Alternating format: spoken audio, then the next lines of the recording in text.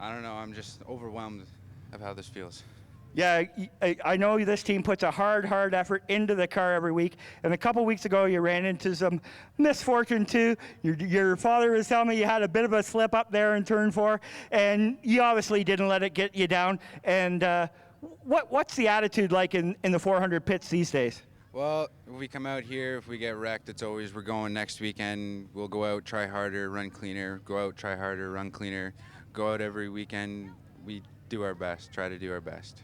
And as I mentioned earlier, that's 3 weeks in a row now the pure stocks have gone caution-free, totaling 70 laps. How good does it feel to race with a bunch of guys who, aren't going to intentionally mess you up? And just how good does it feel to be in a clean field like that with good, clean racing? Feels good to be in a field like this. My dad's raced against some of these guys, so I don't know. I just kind of knew what to expect. They can run clean. Let's give it up for him, folks. A first-time feature winner here in 2013. It's the 400 of Justin Holmes.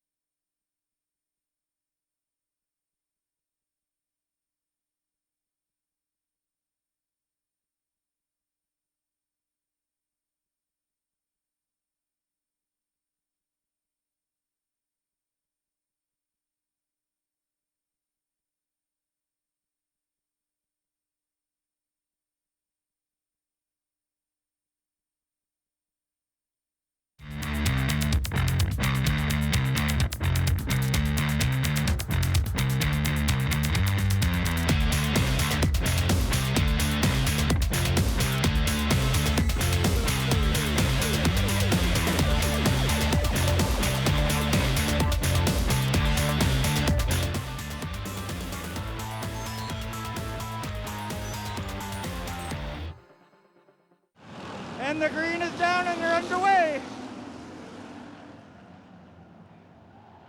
Goggins gets a little high out of corner 2 and Penny powers out front and into the lead. Dave Doucette working the top side in 3rd.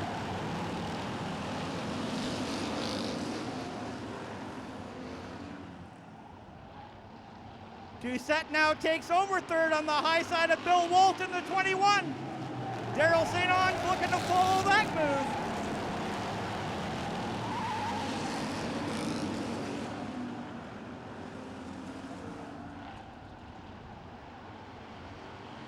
Brian Penny out to a single car length advantage. Doucette closing in from the high side. He looks down low on Goggins in turn 1. Cannot make a pass stick on that lap. Daryl St. Onge pressing hard from 4th on the outside.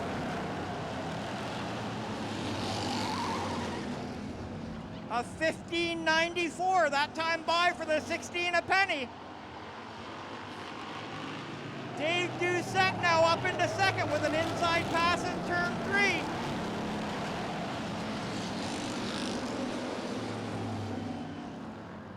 There you see the 12 of Bolesky and 10 of Rick Walt. They're still stuck mid-pack, as is the 39 of Halliburton. He's entering the top 5 looking for the hat trick.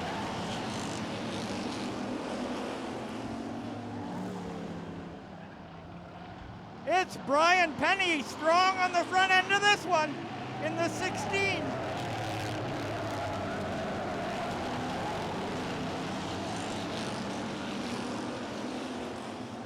That fast duo, 44 and 00, are closing though. Brian Penny hitting all his marks though thus far.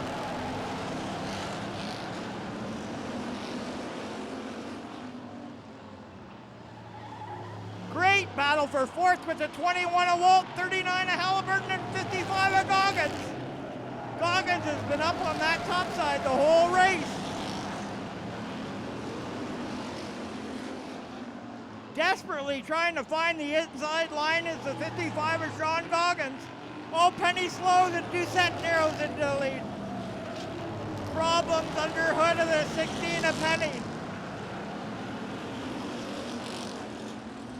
Another tough break for your early race leader in the 16. Now we have Doucette and St. Ons set to duel.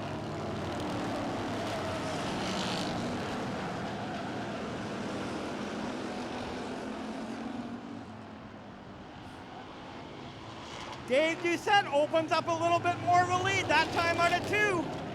Travis Halliburton's now found his way to 3rd.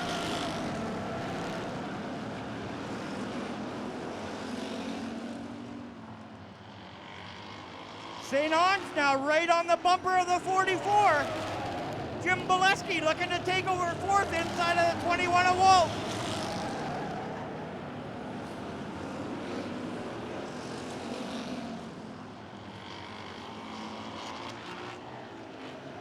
Dave Doucette pulling away.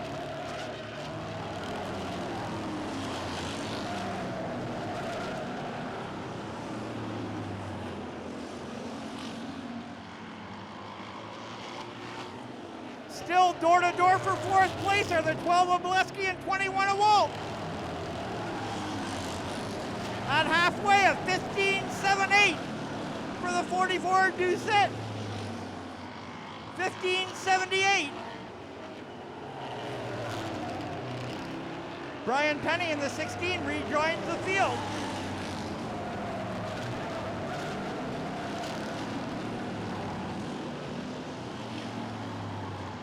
The GD Coach Suzuki Extreme Auto Machine number 44 still holding on to that narrow lead.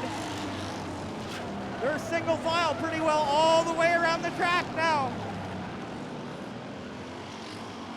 57 of Mike Shumalak dives down pit road.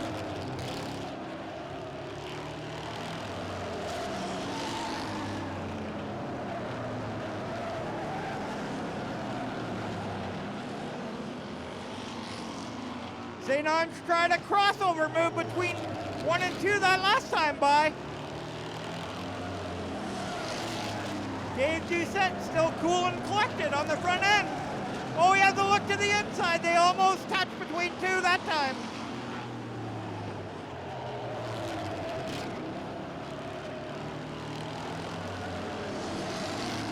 Dave Doucette still able to hold Daryl St. Ons at bay.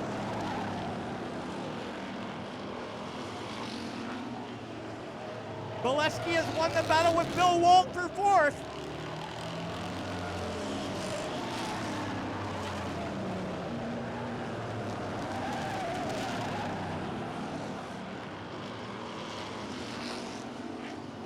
Dave Doucette again pulls away a little bit out of corner 2.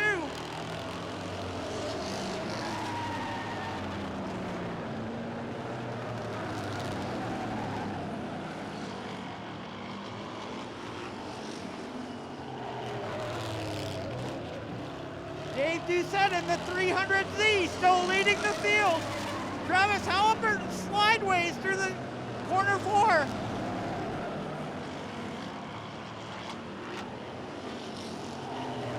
It's still 44 and 00 at the front of this field.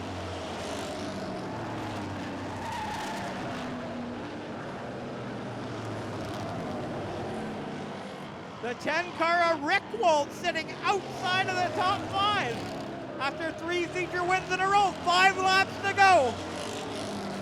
5 laps to go, 5 remaining.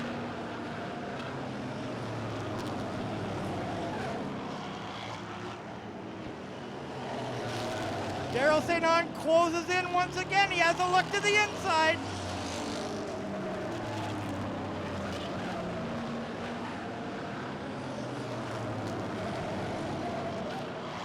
One more time into turn 3. St. Ange is working over Doucette. Gets into the back of him a little bit. Daryl St. Ange is trying everything to shake that 44 loose.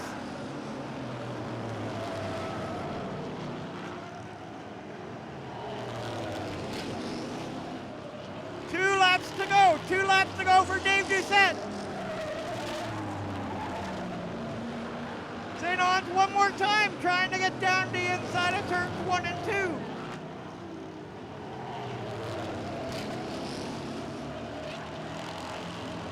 White flag, last lap for Dave Doucette. Travis Halliburton sitting third.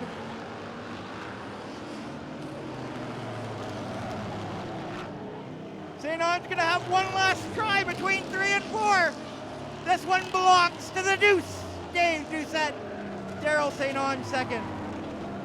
Travis Halliburton third. Jim Bolesky and Bill Walt your top 5.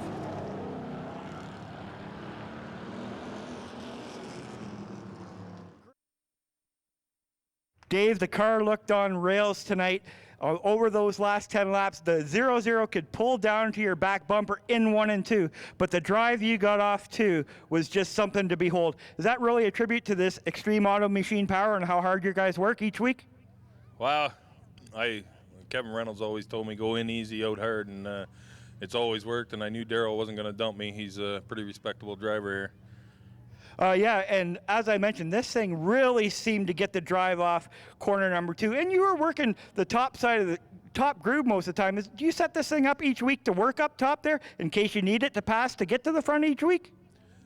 Yeah, well, if you can't get it working on the top, you're not going to go anywhere. And one more time, Dave, we know it takes a lot of good people to get you here to Victory Lane. Your second feature victory here of 2013. Go ahead and thank the folks that put you here. GD Code Suzuki, for sure. Extreme Auto Machine, Simcoe Auto Recycling, Carline Mufflers from Alliston, and all these guys that work on my car all week. I've been under the weather a little bit lately. Well, we're glad to hear you're back to your old self, Dave, and feeling better. Congratulations on this win, and enjoy it, my friend. Let's have a big hand for him. Your winner in the 44 from Angus, it's the Deuce, Dave Doucette.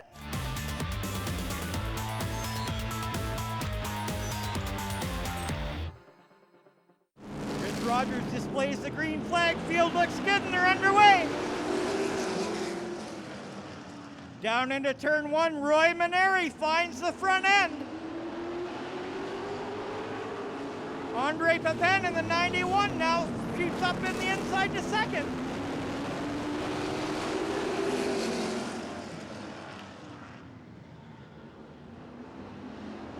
The 44 at the tail of the field. This time around being driven by Mike Meyer, son of Rick, who was in the first race.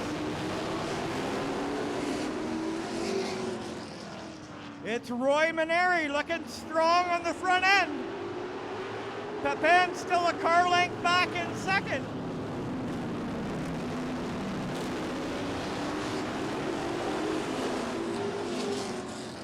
Maneri drifted a little high out of 4 that time. Pepin almost got a nose under him. He tries it again into 3. Andre Pepin now looking for the lead.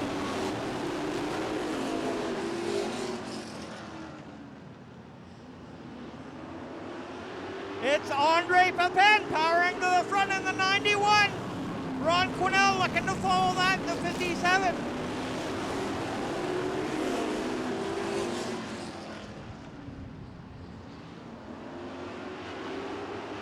Leonard Johnson and Thane Halliburton locked in a door-to-door battle for 4th.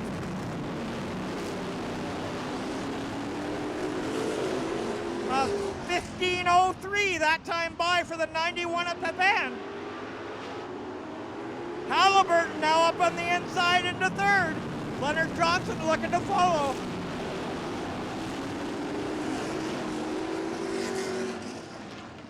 Ron the Dominator Quinnell is zeroing in on your race leader.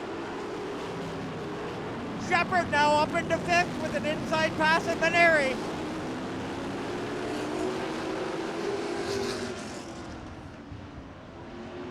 Andre Pepin still out front.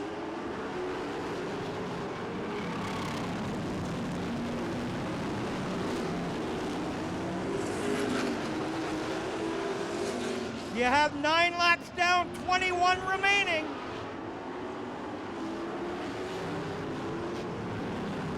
Gordy Shepard now up into the inside of Leonard Johnson. Oh, we have a caution in through. The 5 of Mike Langley just ever so slightly got into the 74 of Maneri and sent him around. This will tighten up the field and make it interesting at the front, though. The 10 of Shepard was just looking to take over that 4th place position, but I believe they're going to go back to a completed lap, and Leonard Johnson's going to get that spot. Shepard will remain 5th, I believe. The 74 and 5 being summoned to the rear of the field as involved cars.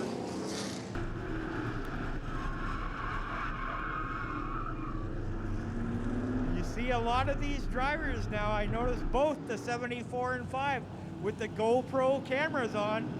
So you can search out YouTube, type in Barrie Speedway, and chances are you'll get to see a lot of these races from the driver's perspective.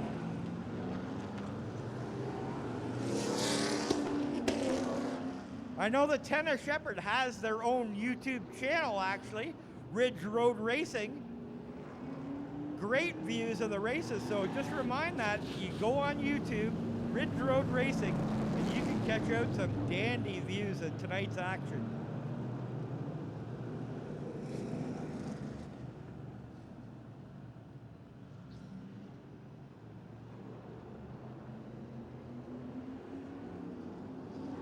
Andre Pepin in the 91 now has a strong former track champion to his outside. We'll see if Quinnell's got anything for him.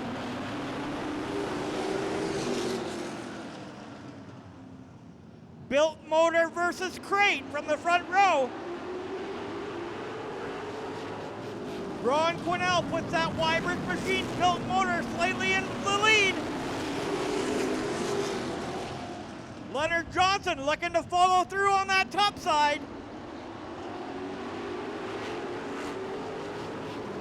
Tightly bunched field here in the Wataw Springs late models.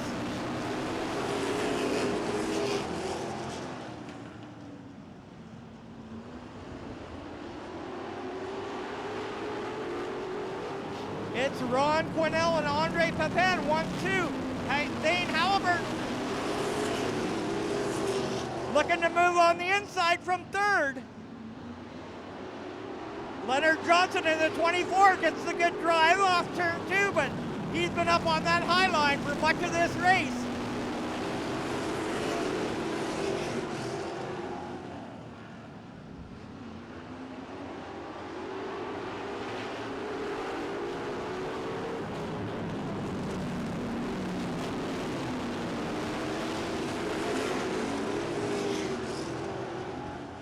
Ron Quinnell went to victory lane, the opening race of this season, and has not been back since in that 57 car.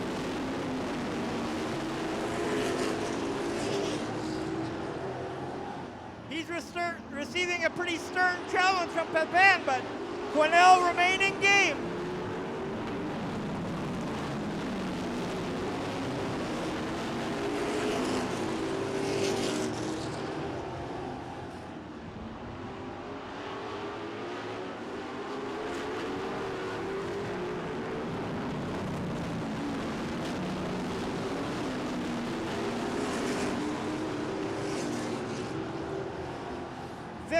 Seconds flat, that time by for the 57 of Quinnell.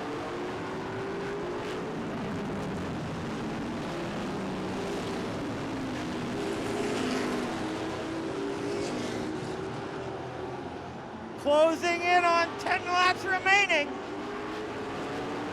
You see Halliburton in the 14 and Shepard in the 10 got by the 24 of Johnson. Oh!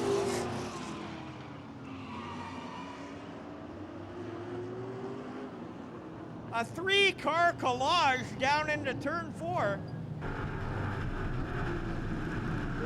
74 to Meyer made slight contact with either the 74 or 5, but they all did their best to avoid that one, and it looks like only cosmetic damage on the 44, but he's having a pretty tough night after hard luck a week ago, but Mike Meyer able to keep that car up and running.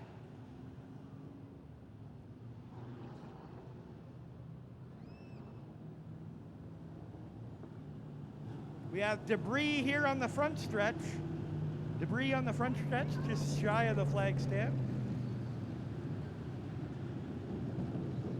The good folks from the Killer Bees out to clean that up in a jiffy.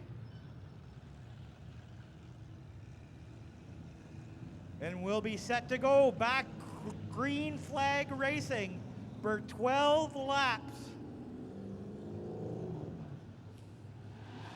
And you know the two guys who did not want to see that caution are the two guys at the front of this field, the 57 and 91. They had a pretty good lead, I would say a half straightaway or more on the duo of the 14 and the 10. And now those two fast competitors are going to be right on their back bumpers for a 12-lap shootout.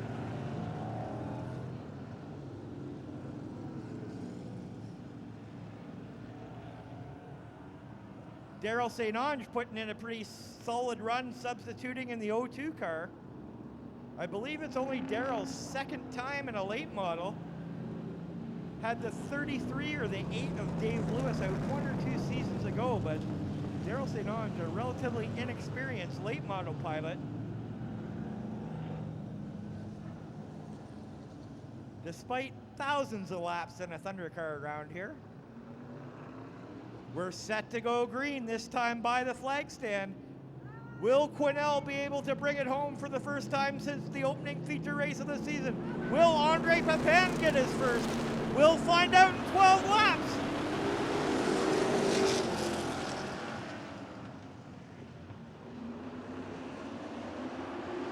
Ron Quinnell again finds the front. He's got the 14 of Halliburton now closing though. The 10 car of Shepherd did not want to see the 14 and 91 battling side by side, but that's the cards he's dealt with right now.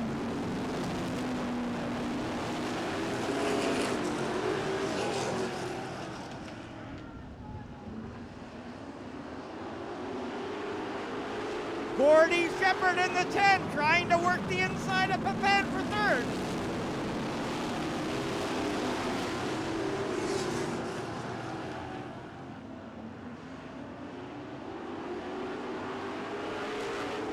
Oh, Daryl St. Onge gets sideways at a corner two. That allows the 5 of Mike Langley to pull along the high side.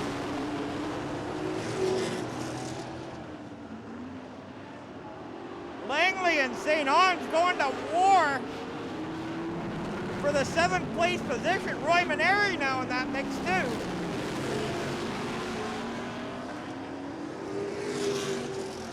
Hard, clean racing at the back of this field, but Ron Quinnell is out front by 2 car lengths now.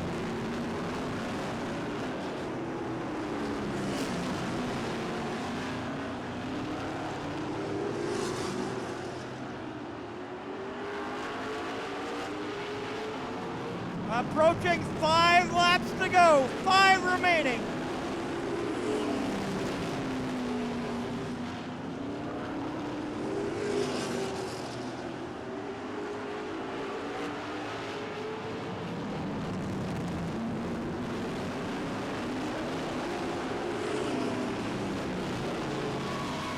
It's all Quinnell in the 57, but Halliburton's beginning to close. It's just a matter of if he'll have enough laps to find the top side of that 57.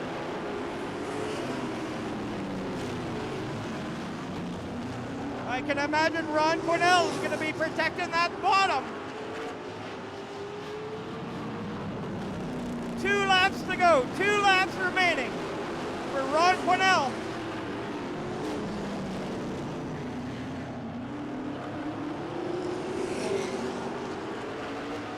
Gordy Shepherd closing in on the 14 of Halliburton. White flag, white flag. Last lap. Halliburton's gonna try and close in, but it's not gonna be. This one belongs to Ron Quinnell. Thane Halliburton, Gordy Shepherd, Andre Pepin, and Leonard Johnson rounding out your top 5 in the Watauga Springs late models. Hello once again, race fans. I'm Dave Vokey, standing here at the winner's circle at Barrie Speedway on Rogers TV Race Night, presented by GD Coates Suzuki, Centennial Dodge Chrysler Jeep, and Rama Moccasin and Smoke. And what a night of on-track action we had here on night number 9, as Hurricane Thane Halliburton went to victory lane in the first 30-lap feature for the Watauga Springs late models. Halliburton was chased to the line by the current points leader, Gordy Shepherd of Oro Station, while Ian Bork came home with his second podium of the season in 3rd place.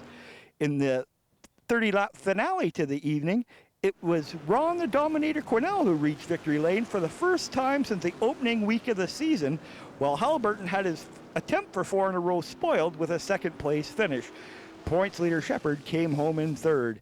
And in the Conestoga Property Maintenance Thundercar division, it was the Deuce, Dave Doucette, in the 44 that went to victory lane for the 2nd time in a feature race this season. In the St. Ange Recreation Pure Stocks, 16-year-old Justin Holmes, a 3rd-year driver here at the track, captured the victory in a caution-free 20-lap feature. For the 3rd week in a row, the St. Ange Recreation Pure Stocks have gone caution-free. For Rogers Race Night, I'm Dave Vokey, signing out from Barrie Speedway.